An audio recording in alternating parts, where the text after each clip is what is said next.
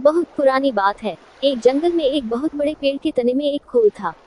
उस खोल में कपिंजल नाम का एक तीतर रहा करता था। हर रोज वह खाना ढूंढने खेतों में जाया करता था और शाम तक लौट आता था। एक दिन खाना ढूंढते ढूंढते कपिंजल अपने दोस्तों के साथ दूर किसी खेत में निकल गया और शाम को नहीं लौटा। जब कई दिनों तक तीतर वापस नहीं आया, तो उसके खोल को एक खरगोश ने अपना घर बना लिया और वहीं रहने लगभग 2 से 3 हफ्तों बाद तीतर वापस आया। खा खाकर वह बहुत मोटा हो गया था और लंबे सफर के कारण बहुत थक भी गया था। लौटकर उसने देखा कि उसके घर में खरगोश रह रहा है। यह देखकर उसे बहुत गुस्सा आ गया और उसने झल्लाकर खरगोश से कहा, ये मेरा घर है, निकलो यहाँ से। तीतर को इस तरह चिल्लाते हुए देख खरगोश को भी गुस्सा आ गया और उसने कहा, कैसा घर?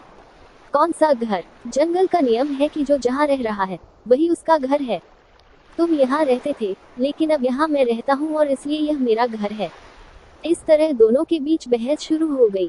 तीतर बार बार खरगोश को घर से निकलने के लिए कह रहा था और खरगोश अपनी जगह से टस से मस नहीं हो रहा था। तब तीतर ने कहा कि इस बात का फैसला हम किसी तीसरे को करने देते हैं। उन दोनों की इस लड़ाई को दूर से एक बिल्ली देख रही थी। उसने सोचा कि अगर फैसले के लिए ये दोनों मेरे पास आ जाएं, तो मुझे इन्हें खाने का एक अच्छा अवसर मिल जाएगा। यह सोचकर वह पेड़ के नीचे ध्यान मुद्रा में बैठ गई और जोर जोर से ज्ञान की बातें करने लगी। उसकी बातों को सुनकर तीतर और खरगोश ने बोला कि यह कोई ज्ञानी लगती है और हमें फैसले के लिए इसके ही पास जाना चाहिए। उन दोनों ने दूर से बिल्ली से कहा, बिल्ली मौसी, तुम समझदार लगती हो, हमारी मदद करो और जो भी दोषी होगा उसे तुम खा लेना। उनकी बात सुनकर बिल्ली ने कहा, अब मैंने हिंसा का रास्ता छोड़ दिया है, लेकिन मैं तुम्हारी मदद जरूर करूंगी। समस्या यह है कि मैं अब बूढ़ी हो गई हूँ और इतने दूर से मुझे कुछ सुनाई नहीं दे रहा है। क्या तुम दोनों मेरे पास आ सकते हो? उन दोनों ने बिल्ली की बात पर भरोसा कर लिया और उसके पास चले गए।